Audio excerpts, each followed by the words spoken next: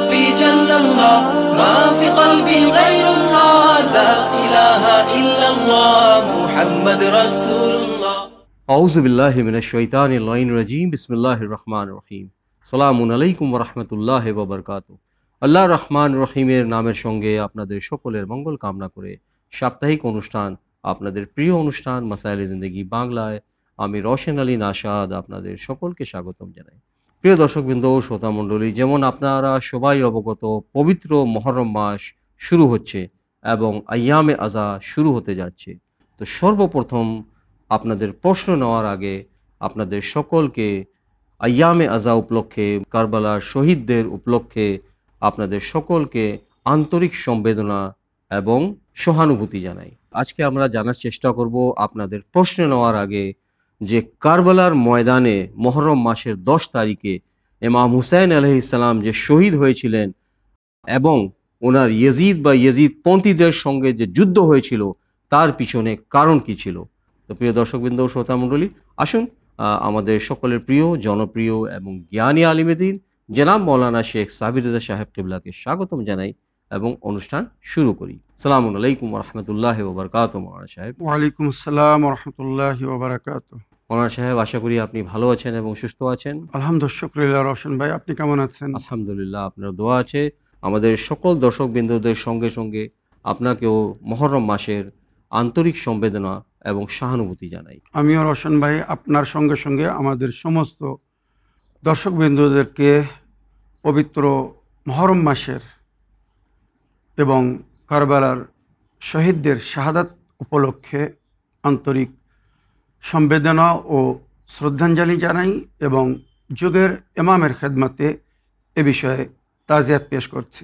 প্রশ্ন নেওয়ার আগে আমি আপনার কাছে জানতে চাই যে এই যে মুহররম মাসে যে ঘটনাটা ঘটিত হয়েছিল 7 মুহররম থেকে নিয়ে স্পেশালি এবং 10 মুহররম পর্যন্ত, মানে পানি বন্ধ হওয়া থেকে নিয়ে এবং 10 মুহররম পর্যন্ত ইমাম হুসাইন আলাইহিস সালাম এবং উনার আহলে বাইত বা উনার মানে আওলাদ এনারা যে শহীদ হয়েছিলেন এবং ইমাম হুসাইনের সঙ্গে যে ইয়েজিদপন্থীদের মাঝখানে যে যুদ্ধটা হয়েছিল, এটার পিছনে আসল কাহিনী বা সঠিক তথ্য কি, এই বিষয়ে আমি আপনার কাছে জানতে চাই। রওশন ভাই, আপনাকে ধন্যবাদ জানাই। আপনি একটি সুন্দর বিষয় জানার জন্যে প্রশ্ন রেখেছেন। আমার দর্শকবৃন্দদেরকে আমি বলতে চাই, মুহররম মাসের 10 তারিখে পবিত্র কারবালায় যে ঘটনা ঘটেছিল তার পেছনে মেন কারণ ছিল দুটি। জি। একটি হচ্ছে ইয়াজিদ দিনের জায়গায় বসে দিনকে নষ্ট করছিল, ঠিক, ধর্মস্থানে বসে, ধার্মিক স্থানে বসে জি ধর্মকে বিনাশ করছিল।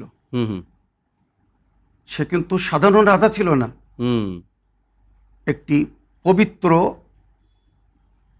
ধারা ছিল নবীর পরে নবীর খলিফাদের। সুতরাং সেই হিসেবে সে নিজেকে নবীর জায়গায় মনে করছিল বা ভাবছিল আমি সেই ইসলামিক স্ট্যাটাস পেয়েছি। এবারে ওখান থেকে সে ইসলাম বিরোধী কাজ করছিল, নবীর দিন, নবীর শরীয়ত বিরোধী কাজ করছিল। আপনারা জানেন ইয়াজিদ মদখোর ছিল, মদ পান করত।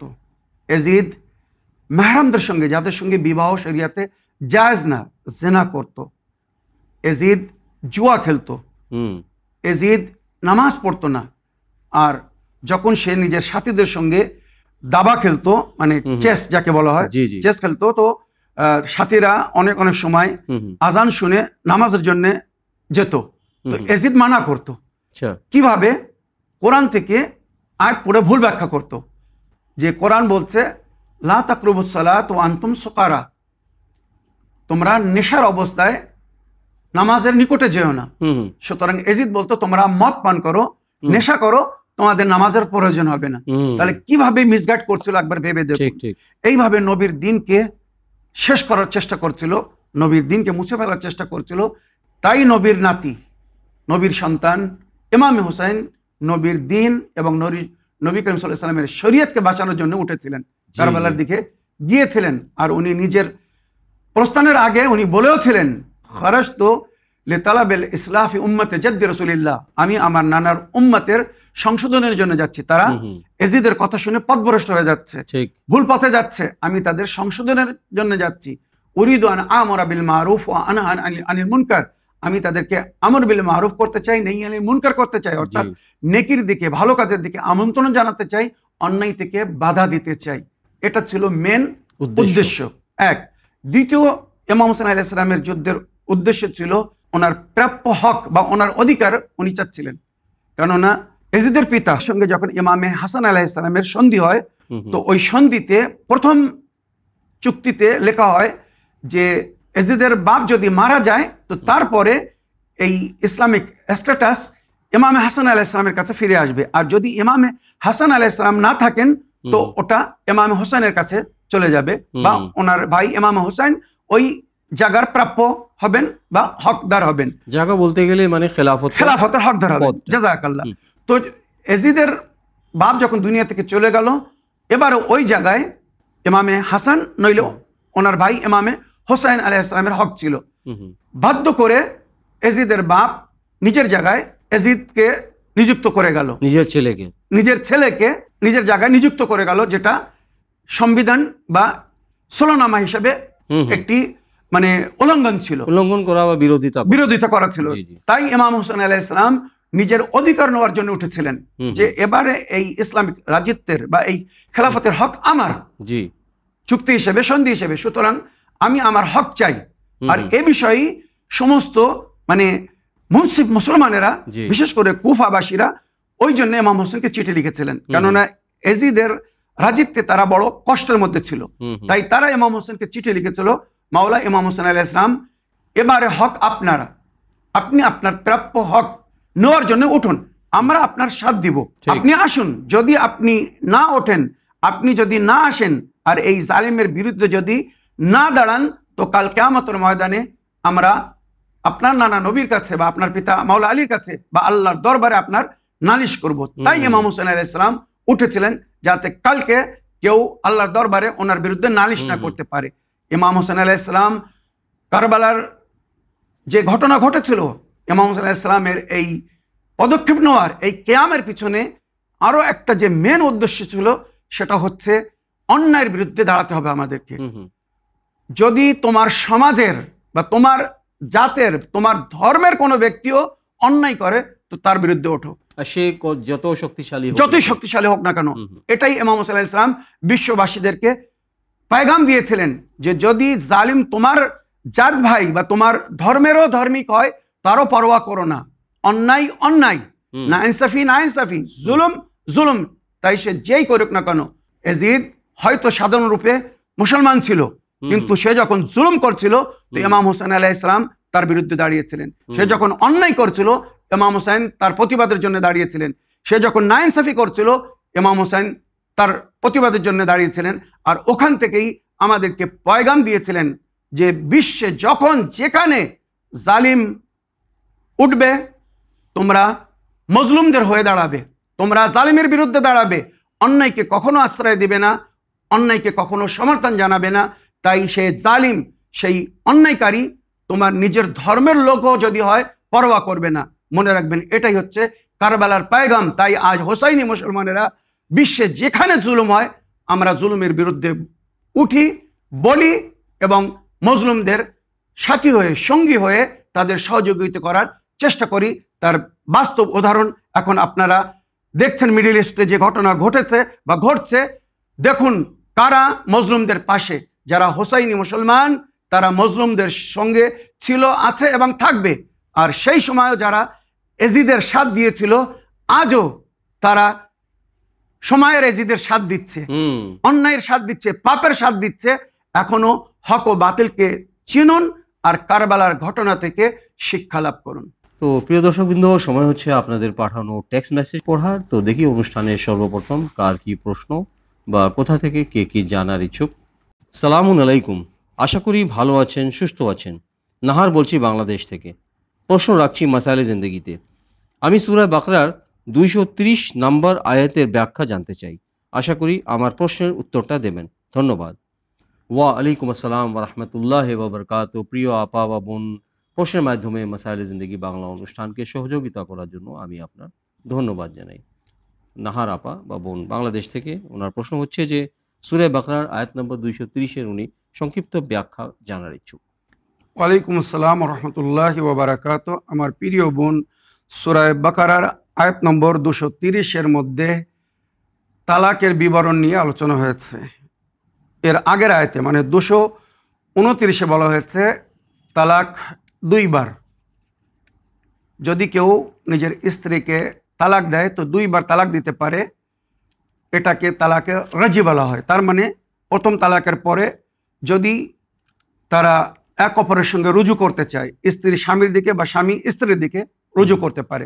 ওইরূপ দ্বিতীয়বার কোনো কারণে যদি তালাক হয় তো দ্বিতীয়বার তালাকের পরেও তারা রুজু করতে পারে, মানে স্বামী নিজের স্ত্রীকে আবার পুনরায় নিজের জীবনে ডেকে নিতে পারে, বা স্ত্রী যদি বলে আমি তোমার জীবনে পুনরায় আসতে চাই, আর স্বামী যদি সেটা গ্রহণ করে নেয় তো তারা রুজু করতে পারে। এখানে নতুন করে বিয়ে করার কোনো প্রয়োজন থাকবে না। ইদ্দাত পুরো হওয়ার আগে তারা রুজু করতে পারে। কিন্তু যদি কোনো কারণে এবার তৃতীয়বার তালাক হয়ে যায়, যার জিকির আয়াত নম্বর 230 হয়েছে, 2 বার তালাক দিয়েছে, রুজু করে নিয়েছে, কিন্তু তৃতীয়বার যদি তালাক দিয়ে দেয় এরপরে আর রুজু করতে পারবে না। তালাক, বিয়ে শাদী কোনো রহস্য না। শরীয়তের সংবিধানকে যারা রহস্য মনে করে তাদের জন্য এখানে বলা হয়েছে তৃতীয়বার যদি তোমরা কোনো কারণে নিজের স্ত্রীকে তালাক দাও তো এবার আর তাকে সহজে ফিরিয়ে নিতে পারবে না। এবারে শরীয়ত বলছে ওই স্ত্রী যাকে তৃতীয়বার তালাক দেওয়া হয়েছে সে ইদ্দত পুরো হওয়ার পরে অন্য কোনো পুরুষকে, অন্য কোনো মুসলমানকে, মমিনকে বিয়ে করবে। সে স্বেচ্ছায় যদি তালাক দেয় তারপরে আবার প্রথম স্বামী যদি বিয়ে করতে চায় তো ইদ্দত পুরো হওয়ার পরে বিয়ে করতে পারবে। তার আগে কিন্তু সে নিজের স্ত্রীকে পুনরায় নিজের জীবনে নিতে পারবে না। এটাকে শরীয়তে হালালা বলা হয়। এই যে সংবিধান সূরা বাকারার 230 নম্বর আয়াতে বলা হয়েছে এটাকে হালালা বলা হয়, মানে 3 বার তালাকের পরে চতুর্থবার যদি ওই নারীকে কোনো পুরুষ মানে স্বামী পুনরায় নিজের জীবনে নিতে চায়, বউ বানাতে চায়, তো আগে তাকে হালালা করতে হবে, মানে অন্য কোনো পুরুষের সঙ্গে, মমিন মুসলমানের সঙ্গে বিয়ে করতে হবে। সে স্বেচ্ছায় তালাক দেবে, তারপরে আবার ওই প্রথম স্বামী চতুর্থবার তাকে বিয়ে করতে পারবে বা জীবনসাথী করতে পারবে। আশা করি আয়াতের ব্যাখ্যা আপনি বুঝতে পেরেছেন। দর্শকবৃন্দ, আসুন আর একটি টেক্সট মেসেজ পড়ি, দেখি কার কি প্রশ্ন। আসসালামু আলাইকুম, মাসাইল জিন্দগি বাংলা।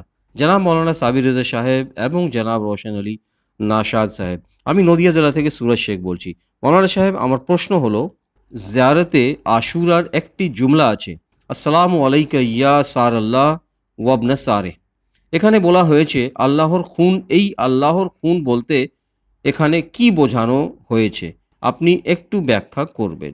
ওয়া আলাইকুম আসসালাম ওয়া রাহমাতুল্লাহি ওয়া বারাকাতুহু। সুরজ ভাই, প্রশ্নের মাধ্যমে মাসাইল জিন্দেগি বাংলা অনুষ্ঠানকে সহযোগিতা করার জন্য ধন্যবাদ জানাই।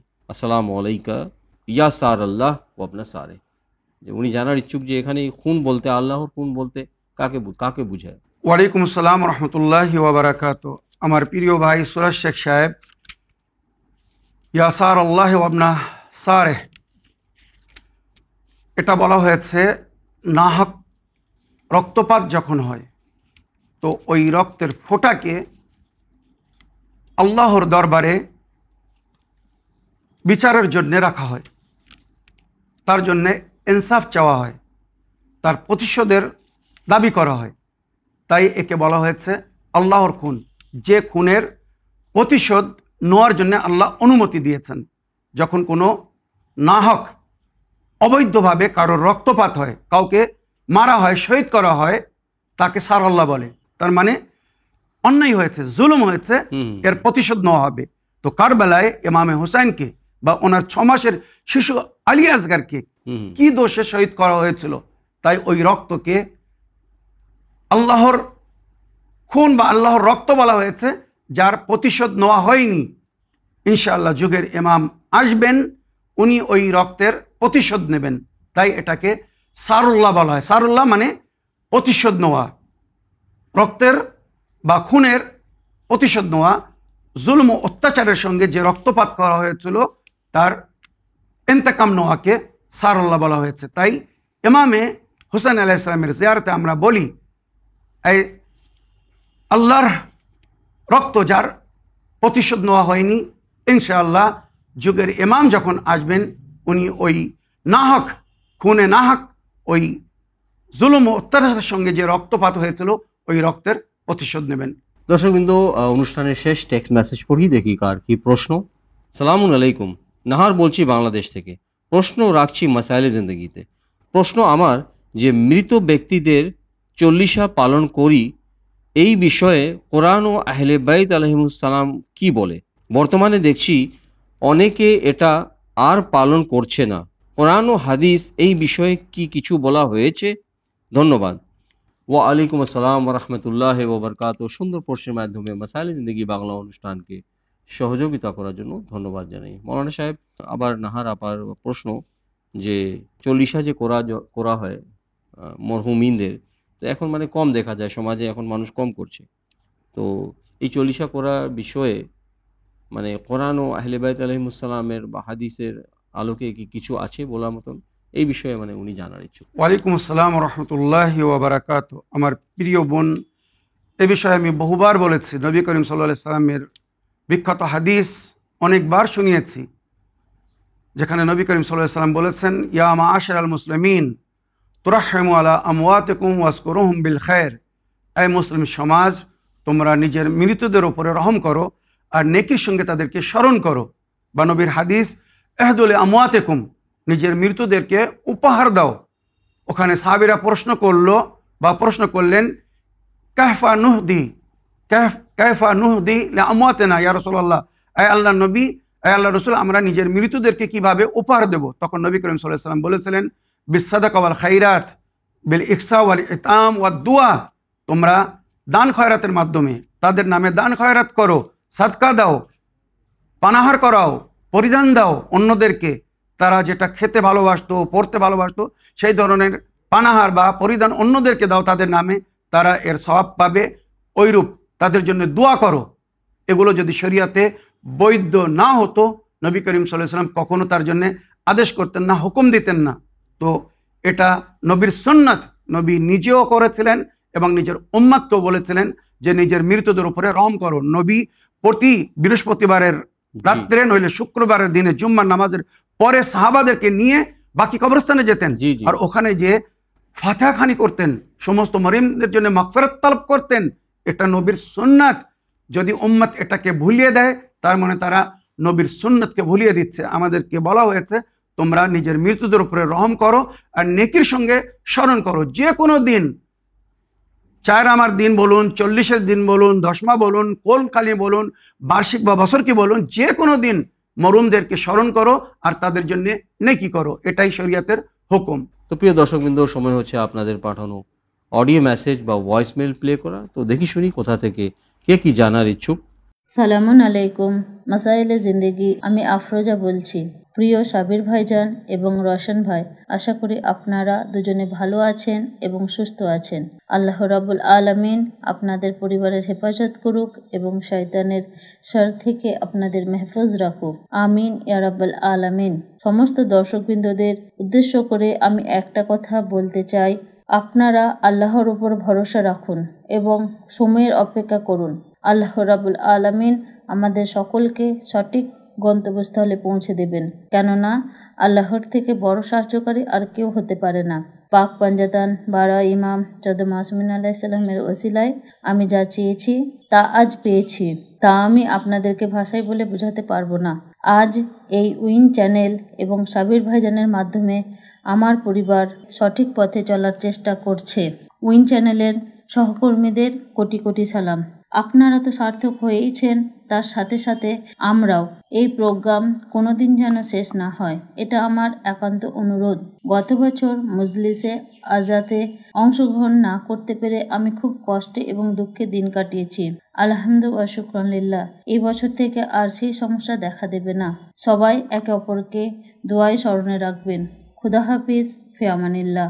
ওয়া আলাইকুম আসসালাম রহমতুল্লাহ ওবরকাত। আপনার সুন্দর ফিডব্যাক দেওয়ার জন্য অন্তর থেকে ধন্যবাদ জানাই। আমাদের নিয়মিত দর্শক আফরুজা আপা সুন্দর ফিডব্যাক দিয়েছেন, যেমন উনি মানে সদায় আমাদের উভয় অনুষ্ঠান ফলো করছেন, তো উনি মানে খুব মানে সন্তুষ্ট আর কি। জাযাকাল্লাহ।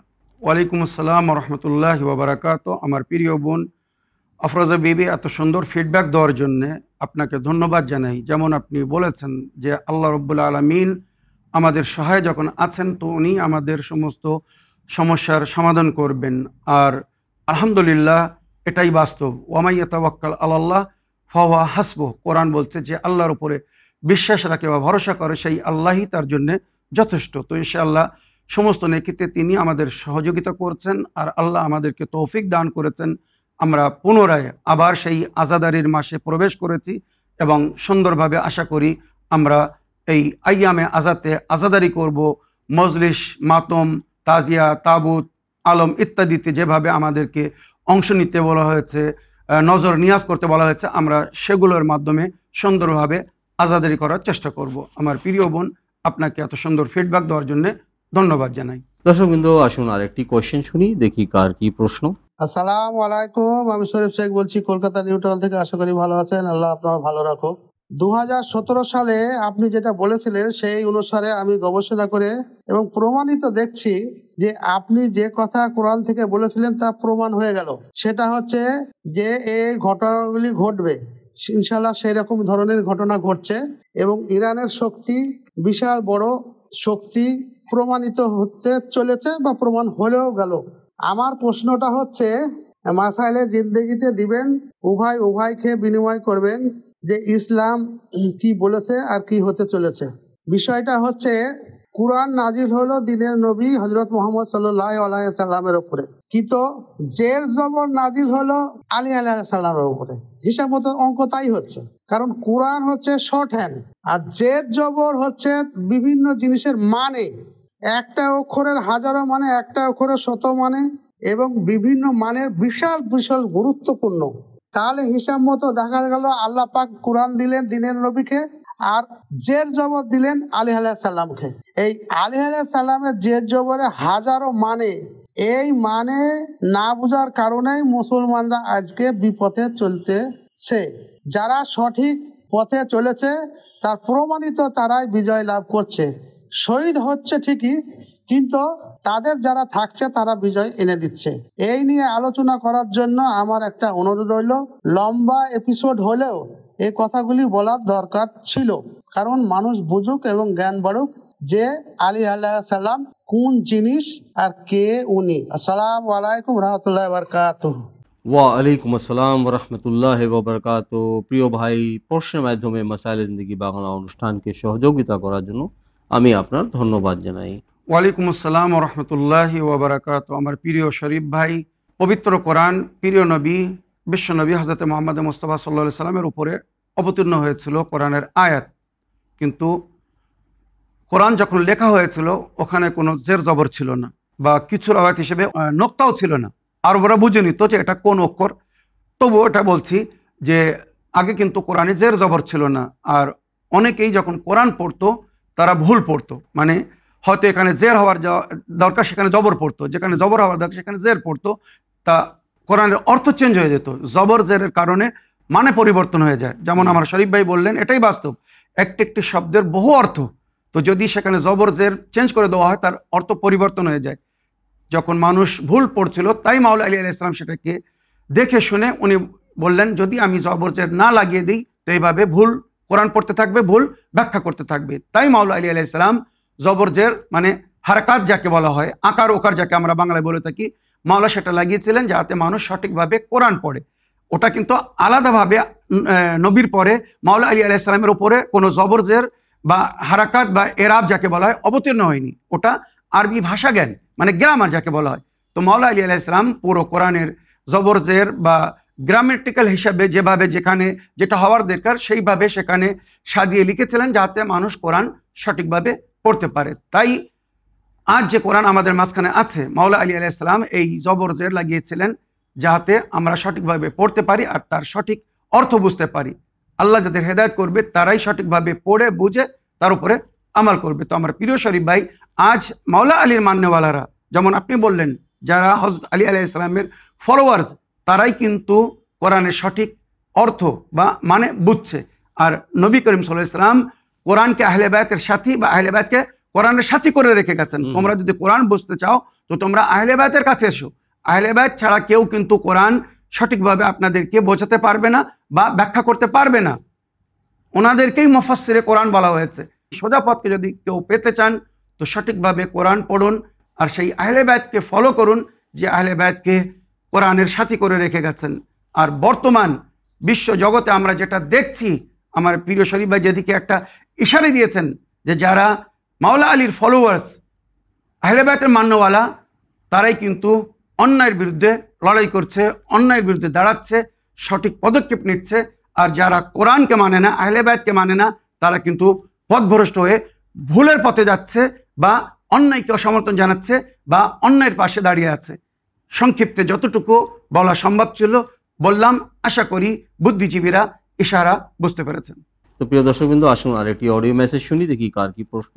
আসসালামু আলাইকুম, আপনাদের দুই ভাইয়ের জন্য সালাম ও দরুদ। আমি মাসালি জিন্দেগিতে কিছু বিষয় জানতে চাই। মৌলানা সাহেব, আমি বলতে চাচ্ছি যে মেয়েদের শাড়ি বা কি চুড়িদার পরা যাবে, আপনি এটা বলবেন।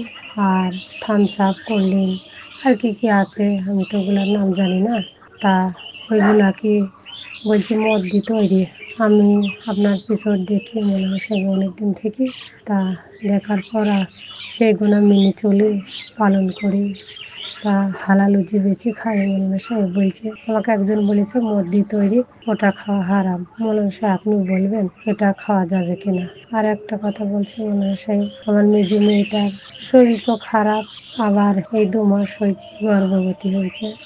মৌলানা সাহেব আপনার কাছে প্রশ্ন করেছিলাম, আপনি যে অ্যালোভেরা রস আর নেবু আর বিট নুন দিয়ে খেয়েছি, তোমার মেয়ে সেগুলা খেয়েছে। আবার ঠান্ডা জ্বর গলায় ব্যথা হইলে সেগুলো ব্যথা জ্বরের ওষুধগুলো খেয়েছে। তা এখন পরীক্ষা করার পর দেখছি যে 2 মাস, 1 মাস পর পরীক্ষা করেছে, তখন দেখছি 2 মাসের গর্ভ। তো মৌলানা সাহেব, যে ওই যে ওষুধগুলা খেয়েছে ওর অসুবিধা হবে, কিছু হবে না তো? ও টেনশন করছে, চিন্তা করছে। মৌলানা সাহেব একটু বলবেন। আমার মেয়ের একটা মেয়ে আছে, আর এবার 2য় বাচ্চা। আপনি আল্লাহর কাছে একটু দোয়া করবেন আমার মেয়েকে যেন একটা সুসন্তান আল্লাহ দান করে। আর যে জান্নাতের চাবি বইটায় যে পুত্র সন্তানের লাভের দোয়া আছে, ওটা কিভাবে আমল করতে হবে মৌলানা সাহেব, আপনি একটু যদি বলেন। আমার মেয়ে আপনার এপিসোড দেখে, আমার বোন দেখে, ওরা দেখেও খুব উপকার হয়েছে, আপনি একটু যদি বলেন। আসসালামু আলাইকুম। ওয়ালাইকুম আসসালাম ওয়া রাহমাতুল্লাহি ওয়া বারাকাতুহু। প্রিয় আপা, এই সুন্দর প্রশ্নের মাধ্যমে মাসাইল জিন্দেগি বাংলা অনুষ্ঠানকে সহযোগিতা করার জন্য আমি আপনার ধন্যবাদ জানাই। ওয়ালাইকুম আসসালাম রহমতুল্লাহি ওবারাকাতুহু। আমার প্রিয় বোন, আপনি 3টি বিষয় জানতে চেয়েছেন। প্রথম, নারীরা শাড়ি বা চুড়িদার পরতে পারবে কি না। তো তারা বাড়ির ভিতরে, যেখানে চার দেওয়ারের মাঝখানে থাকা হয়, ঘরে নিজের মেহরামদের সামনে শাড়ি চুড়িদার সব কিছু পরতে পারবে, কিন্তু যখন বাইরে যাবে তো তাকে হেজাব করে যেতে হবে। ইসলামিক হেজাব বা পর্দাকে মেনটেন করতে হবে। মনে রাখবেন, শাড়ির উপরে চাদর বা আবা যেগুলো আমরা বলে থাকি ওগুলো পরে যেতে হবে, বোরকা পরে যেতে হবে, যাতে না মেহরামের নজর না পড়ে। তবে বাড়ির ভিতরে শাড়ি বা চুড়িদার পরা যাবে, কোনো অসুবিধে নেই। নামাজের সময় এক্সট্রা চাদর পরতে হবে নামাজের জন্যে, বা আবা যেটাকে বলা হয় আবা এনেসাই, ওগুলো পরে শরীরকে ঢেকে নামাজ পড়তে হবে, আদবের সঙ্গে নামাজ পড়তে হবে। আশা করি আপনার প্রথম প্রশ্নের উত্তর পেয়েছেন। এবার আপনার দ্বিতীয় প্রশ্ন ছিল সফট ড্রিঙ্ক, কোল্ড ড্রিঙ্ক সম্পর্কে। যেমন আপনি বললেন যে আপনাকে কেউ বলেছে কোল্ড ড্রিঙ্কস মদ দিয়ে তৈরি করা হয় না, ওটা মদ দিয়ে তৈরি করা হয় না, বিভিন্ন কেমিক্যাল বা অন্য জিনিস থাকে। তবে আমাদেরকে বলা হয়েছে যদি কোনো দেশের সঙ্গে তোমাদের যুদ্ধ হয় তো সেই দেশের প্রোডাক্ট কেনো না। তো আমাদের শরিয়ত বলছে তোমরা তাদের প্রোডাক্ট কেনো না, কারণ তাদের প্রোডাক্ট যদি কেনো তো তোমরা তাদের সহযোগিতা করছো। যে কোনো দেশ যাদের সঙ্গে আমাদের যুদ্ধ হবে আমরা তাদের প্রোডাক্ট কিনবো না, কেননা তাদের প্রোডাক্ট যদি কিনি তো আমাদের পয়সা দিয়ে আমরা তাদের সহযোগিতা করছি, সেই পয়সা দিয়ে তারা গুলি কিনে বোম কিনে আমাদেরকে মারছে। তো এই জন্য শরিয়তে এটাকে হারাম করা হয়েছে। যখন যে দেশের সঙ্গে যাদের সঙ্গে আমাদের যুদ্ধ হবে, তো যাদের সঙ্গে যুদ্ধ হচ্ছে তাদের কোনো প্রোডাক্ট কেনা নিষেধ, এটা আল্লাহ রসুলের সংবিধান, মনে রাখবেন। তো আশা করি আপনার দ্বিতীয় প্রশ্নের আপনি উত্তর পেয়েছেন। এবারে তৃতীয় প্রশ্ন ছিল আপনার মেয়ের সম্পর্কে। আমি যে ট্রিটমেন্ট বলেছিলাম তারা ব্যবহার করেছে, তারা উপকৃত হয়েছে। আপনার কন্যা হয়তো সে 1 থেকে 2 মাসের গর্ভবতী, তাই আপনি জিজ্ঞেস করতে চেয়েছেন বা জানতে চেয়েছেন যে কোনো সাইড এফেক্ট নেই তো, কোনো অসুবিধা হবে না তো? না, এটা ন্যাচারাল ট্রিটমেন্ট, ইনশাল্লাহ কোনো অসুবিধা হবে না। এবারে জান্নাতের চাবি বইতে পুত্র সন্তান লাভের জন্যে যে আমারটা বলা হয়েছে, সেটা উল্লেখ হয়েছে যদি কোনো নারী পুত্র সন্তান চায় বা স্বামী পুত্র সন্তান চায়, তো 4 মাস পরে যখন বাচ্চার মধ্যে রূপ প্রদান করা হয়, সেই সময় স্বামী নিজের স্ত্রীর গর্ভের উপরে, পিঠের উপরে হাত রেখে আয়াতুল কুরসি পড়বে আর এই দোয়াটি পড়বে, আল্লাহুম্মা ইন্নী কাদ সাম্মাইতুহু মুহাম্মাদান।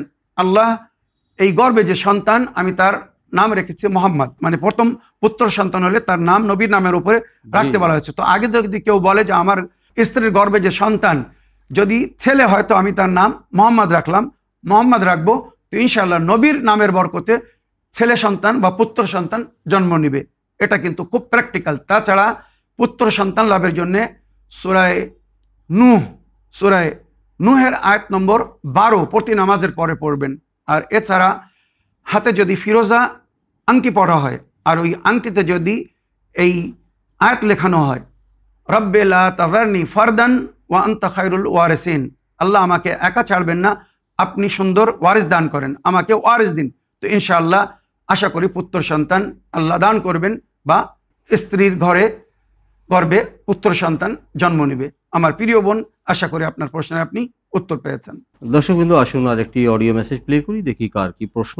আসসালামু আলাইকুম হুজুর, পূর্ব বর্ধমান থেকে বলছি হুজুর, মাসালা জিন্দিগি প্রশ্ন রাখছি।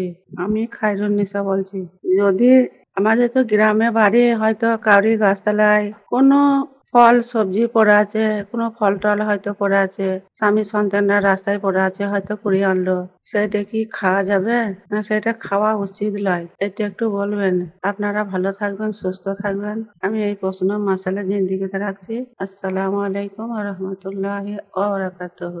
ওয়ালাইকুম আসসালাম রহমতুল্লাহ ওবরকাত। প্রিয় আপা বা বোন, প্রশ্নের মাধ্যমে মাসাইল জিন্দেগি বাংলা অনুষ্ঠানকে সহযোগিতা করার জন্য আমি ধন্যবাদ জানাই। মৌলানা সাহেব, প্রশ্নটা মানে অল্প অন্য ধরনের। গ্রাম অঞ্চলে প্রায় দেখা যায় যে রাস্তাঘাটে অনেক জায়গায় কত সময় সবজি বা ফল পাকড় পড়ে থাকে, তো সেটাকে মানে কুড়ে নিয়ে বা সেটাকে তুলে নিয়ে কি বাড়িতে গিয়ে সেটাকে রান্না করে খাওয়া যাবে? ওয়ালাইকুম আসসালাম রহমতুল্লাহি ওয়া বারাকাতুহু। আমার প্রিয় বোন, এ বিষয়ে সমস্ত মুফতিগণরা বলেছেন, শরীয়তের সংবিধান বা নবী করিম সাল্লাল্লাহু আলাইহি সাল্লামের হাদিসের মধ্যেও যেটা উল্লেখ হয়েছে, রাস্তার ধারে যদি কোনো ফল ফুলের গাছ থাকে, তো ওই রাস্তা দিয়ে যখন কেউ যাবে, তো সেই গাছের যদি কোনো ফল রাস্তার উপরে পড়ে থাকে, তো আল্লাহ তাকে অনুমতি দিয়েছেন, নবী তাকে অনুমতি দিয়েছেন, বা শরীয়তে বলা হয়েছে সে ওই ফলকে তুলে খেতে পারে। মানে যদি ক্ষুধিত ব্যক্তি হয়, আর মালিকদেরকে বলা হয়েছে তোমরা মানা করো না, তোমরা একটা ফল, মানে আল্লাহর এক বান্দা যদি ক্ষুধায় থাকে, পিপাসায় থাকে, আর রাস্তার উপরে সে ফলটা পড়ে আছে, সে কিন্তু গাছ থেকে ছিঁড়ে নেয়নি, ফলটা পড়ে আছে, তো সে যদি তুলে খেতে চায় তো তাকে খেতে দাও বা অনুমতি দাও, তাকে মানা করো না। অনেক সময় এটাও অনুমতি দেওয়া হয়েছে, যদি কেউ অতি ক্ষুধিত ব্যক্তি হয়, রাস্তায় তার কাছে পানা আর নেই, সে মুসাফির, বাইরে থেকে এসেছে আর কাউকে জানে না, রাস্তার ধারে ফলের গাছ লাগানো আছে, সে যদি নিজের ক্ষুধা মেটানোর জন্য একটা কি দুটো ফল গাছ থেকে ছিঁড়ে খায়, তাকে অনুমতি দেওয়া হয়েছে শরীয়তের দিক থেকে। তো এখানে তো রাস্তায় পড়েছিল, বা শাক সবজি যদি এটা বিশেষ কারোর না হয়ে থাকে, মনে করুন রসুনটা কেউ সবজি নিয়ে বাড়ি যাচ্ছে, হঠাৎ রাস্তায় প্যাকেট ছিঁড়ে পড়ে গেছে বা কোনোভাবে পড়ে গেছে, তো এক্ষেত্রে বলা হচ্ছে তোমরা অপেক্ষা করো, যদি কেউ এসে দাবি করে তার সবজি তাকে ফিরিয়ে দাও। আর যদি সেখানে কেউ না থাকে, তখন শরীয়ত বলছে ওই ফল তুমি নিজেও খেতে পারবে বা অন্য কেউ দিতে পারবে। যদি তোমার থেকেও কেউ অভাবী থাকে, গরিব থাকে, তো তাকে দান করে দাও। দান করার জন্য তুমিও সওয়াব পাবে বা যে আসল মালিক সেও সওয়াব পাবে। দর্শকবৃন্দ, আসুন আর একটি অডিও মেসেজ শুনি, দেখি কোথা থেকে কে কি জানার ইচ্ছুক। আসসালামু আলাইকুম, আমি মুর্শিদাবাদ রেজিনগর থেকে মর্জিনা বলছি। মাসাইলে জিন্দেগির মাধ্যমে সকল ভাই বোনের কাছে একটি অনুরোধ রাখছি। মুহররমের সময় আপনারা সকলেই ইমাম হোসেন আলাইহিস সালামের আলম লাগানোর চেষ্টা করবেন। তার কারণ আমি ইমাম হোসেন সালামের আলম লাগিয়েছিলাম এবং ও রাত্রিতে স্বপ্নে দেখেছিলাম এক সাইডে একটি পাখি আল্লাহর শুকরিয়া আদায় করছে এবং একটি পাখি আল্লাহর সেজদা করছে এবং স্বয়ং আল্লাহ তাআলা নিজে খুশি হয়ে গেছেন। তাই আপনাদের কাছে অনুরোধ রাখছি, আপনারা সকলেই আলম লাগানোর চেষ্টা করবেন। আল্লাহুম্মা সাল্লি আলা মুহাম্মদ ওয়া আলি মুহাম্মদ। ওয়ালাইকুম আসসালাম রহমতুল্লাহ ওবরকাত। প্রিয় আপা বা বোন, আপনার এই সাজেশনের জন্য এবং এই সাজেশনের মাধ্যমে মাসাইল জিন্দেগি বাংলা অনুষ্ঠানকে সহযোগিতা করার জন্য ধন্যবাদ জানাই। মৌলানা সাহেব অ্যাকচুয়ালি মুহররম মাসে উনি মানে সাজেশন দিয়েছেন আমাদের বাকি দর্শক বিন্দুদেরকে, আমাদের ভিউয়ার্সকে, যে মানে আলমটা যাতে বাড়িতে যাতে লাগানো হয়। জি, ওয়ালাইকুম আসসালাম রহমতুল্লাহি ওয়াবারাকাত। আমার প্রিয় বোন, আপনি একটি সুন্দর মেসেজ দিয়েছেন। আপনি নিজের বাড়িতে আলম লাগিয়েছেন আর সেই রাত্রে স্বপ্ন দেখেছেন যে দুটি পাখি এসে মানে আল্লাহর শুকর আদায় করছে, দোয়া করছে, সেজদা করছে ওখানে আলমের কাছে। এগুলো কিন্তু একটা সুন্দর বাশারাত বলা হয়েছে। আপনি সকলের কাছে অনুরোধ করেছেন আপনারাও মহরম মাসে নিজের বাড়িতে আলম লাগান। আর এটাই কিন্তু ইমামে জয়নুল আবদিন আলাইহিস সালামের শিক্ষা ছিল যে তোমরা নিজের বাড়িতে কালো পতাকা লাগাও। এটা একটা নিশান হবে যে তোমরা শোকাত্ম, তোমরা দুঃখের দিনে বা তোমরা কষ্টের দিনে কারবালার শহীদদের স্মরণে আমরা এটা করি বা আমাদেরকে এটা করতে বলা হয়েছে। তো যারা আহলে বায়তের অনুগামী অনুসারী হোসাইনি মুসলমান, যারা কারবালার শহীদদেরকে স্মরণ করতে চায়, আশা করি মহরমের দিনে তারা নিজের বাড়িতে এই কালো নিশান বা পতাকা লাগিয়ে একটি প্রমাণ দিবে যে হ্যাঁ, আমরা আহলে বায়তের শোকে শোকাত্ম, আহলে বায়তের দুঃখে আমরা দুঃখিত, শোকের দিন, তাই আমরা নিজের বাড়িতে এই মাওলা আবুল ফজল আব্বাসের আলম লাগিয়েছি। যেটা বাস্তবে আরফিনরা বলেছেন যে বাড়িতে আলম লাগানো হয় ওই বাড়ি আল্লাহর গজব থেকে বা আসমানি বালা মুসিবত থেকে রক্ষা পায়। মনে রাখবেন, এটা কিন্তু খুব বাস্তব এবং প্র্যাকটিক্যাল। দর্শক বিন্দু, সময় হচ্ছে অনুষ্ঠানের শেষ অডিও মেসেজ প্লে করা। তো দেখি শুনি কোথা থেকে কে কি জানার ইচ্ছুক। সালামুন আলাইকুম। মাসাইলে জিন্দিগি বাংলা সাবির ভাইজান, রোশন ভাইজান দুইজনকেই আমার সালাম। আশা করি আপনারা ভালো আছেন, সুস্থ আছেন। আল্লাহ রাব্বুল আলামিন আপনাদের সুস্থ রাখুক, ভালো রাখুক, আর সবসময় এইভাবে দিনের খিদমত করার তৌফিক আদায় করুক। আমিন ইয়া রাব্বুল আলামিন। আমার প্রিয় ভাইজান, তাবুতে সকিনার ব্যাপারে যদি আপনি বিস্তারিত একটু মানে বলতেন তাহলে উপকৃত হতাম। তাবুতে সকিনার কি ফজিলত বা কি ইতিহাস, এই ব্যাপারে আপনি একটু বিস্তারিত বলবেন প্লিজ ভাইজান। তাবুতে সকিনার ব্যাপারে জানার খুব ইচ্ছা, এবং কিছু লোক বলছে তাবুতে সকিনা বড় তাকতবান ও শক্তিবান। আপনি এই ব্যাপারে বিস্তারিত বলবেন। খোদা হাফেজ, ফিমানিল্লাহ। ওয়ালাইকুম আসসালাম রহমতুল্লাহি ওয়া বারাকাতুহু। প্রিয় আপা, সদায় দোয়ায় স্মরণে রাখার জন্য এবং উভয় অনুষ্ঠানকে ফলো করার জন্য এবং আপনার এই প্রশ্নের মাধ্যমে মাসাইলে জিন্দেগি বাংলা অনুষ্ঠানকে সহযোগিতা করার জন্য আমি ধন্যবাদ জানাই। মনে হয় মানুষের মধ্যে একটা কনফিউশন হতে পারে। ইমাম হুসাইন আলাইহিস সালামের মেয়ে ছিলেন বিবি সাকিনা, এবং আরেকটি ইতিহাসে পাওয়া যায় তাবুতে সাকিনা। হয়তো অনেকে ভাবতে পারেন যে সাকিনা তাবুতে সাকিনার মধ্যে কোনো রিলেশন আছে, কিন্তু তা না। তাবুতে সাকিনার অ্যাকচুয়াল ইতিহাসটা কি? ওয়ালাইকুম আসসালাম রহমতুল্লাহি ওয়া বারাকাতুহু। আমার প্রিয় আপামনি, এ বিষয়ে যদি আমি বিস্তারিত আলোচনা করতে চাই এর জন্য অনেক সময়ের প্রয়োজন আছে। মহরমের আইয়ামে আজার এই কয়েকদিনের প্রোগ্রামে আমি এর বিস্তারিত উত্তর দিতে সক্ষম হতে পারবো না, কেননা আমাদের এপিসোডের সময় ডিউরেশন খুব কম করে দেওয়া হয়েছে। 30 থেকে 35 মিনিট, খুব বেশি হয়তো 40 মিনিটের অনুমতি দেওয়া হবে, এর চেয়ে তো বেশি না। সুতরাং আপনার কাছে অনুরোধ করব, এ বিষয়ে যদি আপনি বিস্তারিত জানতে চান তো মহরমের পরে আপনি মাসাইলে জিন্দেগিতে বা ইসলামিক বাংলায় প্রশ্ন রাখুন, ওখানে আমি বিস্তারিত উত্তর দেবো। কেননা এর জিকির কোরআনে হয়েছে। তাবুতে সাকিনা জানাবে মুসা নবী আলাইহিস সালাম এবং ওনার কওমের রাজ এবং রহস্যের মধ্যে আছে, যার জিকির কোরআনের মধ্যে হয়েছে। এটা কিন্তু জানাবে সাকিনা সালামুল্লাহ আলাইহার যে আমরা শাহাদাত উপলক্ষে তাবুত বাহির করি, সে তাবুত না।